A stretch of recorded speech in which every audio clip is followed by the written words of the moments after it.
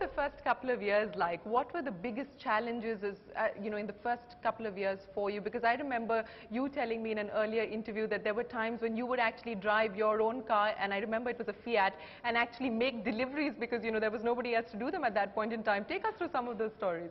Well, actually, as I mentioned last time, what we did was that when we were a bunch of young engineers, and we were creating the computers, and our computers were not ready, but we still wanted to sell them. So the first lot that we made, which was a scientific desktop product, is something that we believed we could go and sell to engineering colleges and institutions like that. So we went to IITs and the top institutions in the country, and we appealed to the professors and said, hey, we are designing this computer. We actually have a breadboard model ready in our labs. We created a beautiful brochure, and just on the power of that brochure and our concept around young engineers trying to create a company, we were able to make sales. So actually we got orders much before the product, the product was really born. Okay, what was the turning point, Shiv? Turning point would have been the 8-bit microcomputer being shipped out on the 26th of March. If we missed those 5 days, we would have lost a lot of business. Okay. We would have lost a lot of credibility, and in the government we would have just been wiped out. It's the same, almost to the week, Apple computers shipped in Cupertino. Our computers were shipping in Noida. It's a real breakthrough. And I think if we hadn't shipped that day, we would really not have existed. So I think it was a very important tipping point. Very important tipping point indeed. We had to pay salaries 5 days afterwards. Did you manage to get paid salaries, or were you only handing out salaries? How? We, at the time, the promoters would get paid when there is money. Yes. That will be end of next month or so. So pretty much no pay? No. We drew our salary. It didn't get that far. Okay. How did you go about allocating responsibilities? Because when you're, 7 young founders actually going out there creating something that you believe in, how did you go about allocating responsibilities? Who decided what role who would play? Because I know, Mr. Nadar, you're regarded as sort of the visionary, somebody who sort of lays out the larger picture in that sense. Who decided who does what? Amongst the promoters, there was an unwritten rule that only I would decide. Okay. Who would play what role. Okay. Otherwise, we couldn't have held together as 7. And then you think that's important, that you have to have a clear leader in that sense? Absolutely. You have to have a clear leader.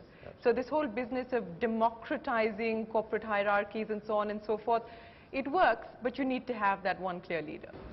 You can't practice it. You can't practice it. Let's start the Q&A now. Anybody here who has a question that you'd like to ask either Shiv or Ajay? How did you find people with the similar kind of passion, take the business forward? If you didn't find such people, how did you instill that same kind of passion which you all had? When you start to create your organization, one is to look at how good this guy is technically. The other area to look at is what is his attitude in life. And I would always hire for attitude, because I think I can teach him a whole bunch of technology and everything else. So I think that's really what makes the big difference.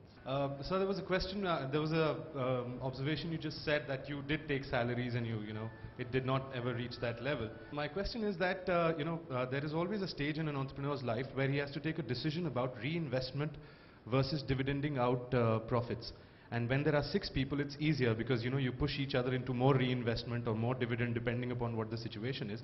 But when you're the only decision maker, what are the parameters that one should keep in mind in deciding that if I've got $1 million in profit, how much of it should be invested back into the company?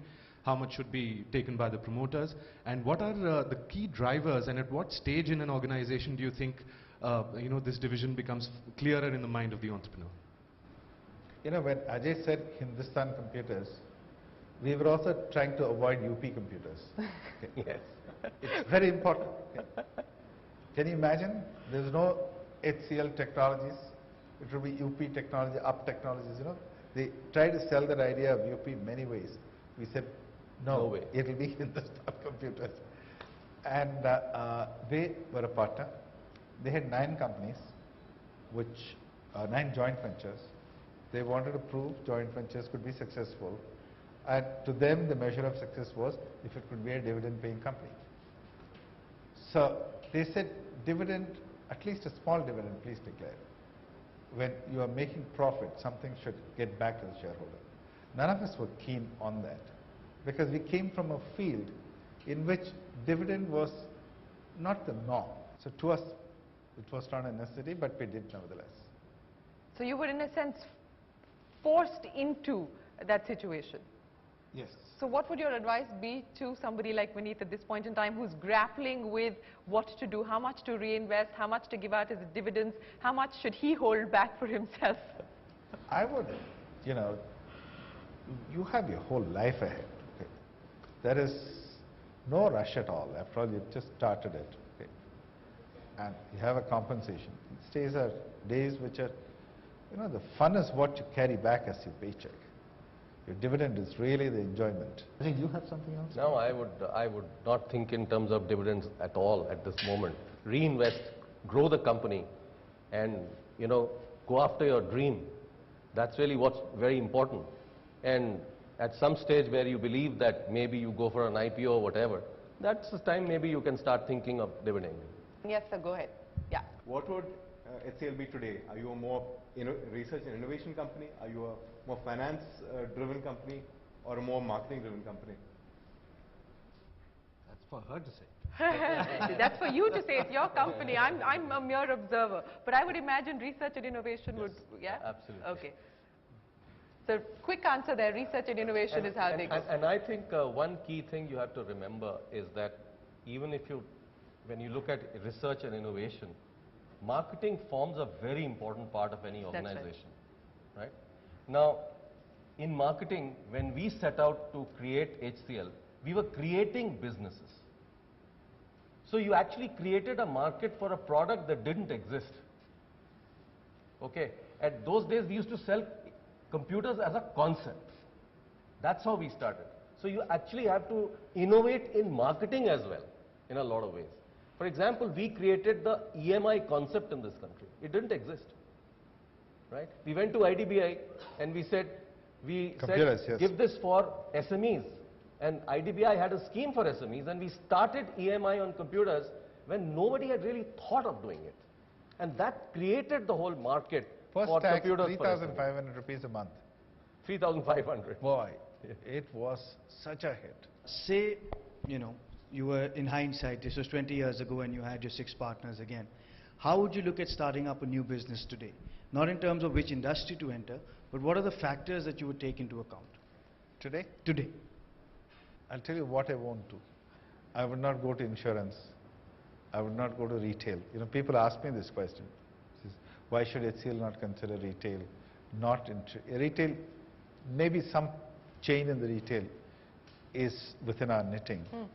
Would you do any of these businesses? This is no. So do There what is you still understand. a lot to do. Yeah, but do what you understand. What we understand well. And there are big companies out there who need to be changed. Okay? If we were to look at the same thing today, I look at it and say that how do we take a bigger bite of what we have in front of us? It's a big industry. See, try and understand. HCL is in avionics industry. Avionics is part of aircraft industry. Aircraft is a $1 trillion industry. Okay. Now, that is not IT, but it's still our knitting. Today, we have patiently built over the last 7 years every part of an aircraft construction. We could design any part of it. Okay, go ahead. What kind of qualities would you look for in a successor who could take HCL forward? I've already done it many times. I do things, and then after a while I said, it's time for me to get on to something else. I'll always get on to something else. I'm not going to just hang my boots and sleep.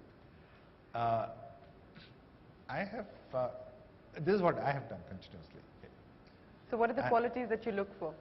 In someone else, his own mind. When I toss the keys and walk away. I don't go back and say, what are you doing there? They should be passionate about whatever dreams that they're chasing. But they should be their own dreams as well. They should pick their own dream. This is one line. All of us have one line. And this is no dress rehearsal. This is, being done real time. So if you can pack more within the next 12 months, pack more as much as. And I think we learned a lot from that joint venture. We learned what is scale, we learned what is quality, we learned what is process. We said contract is something which is just nice to have, but put it in the safe. Okay. People should, finally, companies don't do business with companies. People do business with people.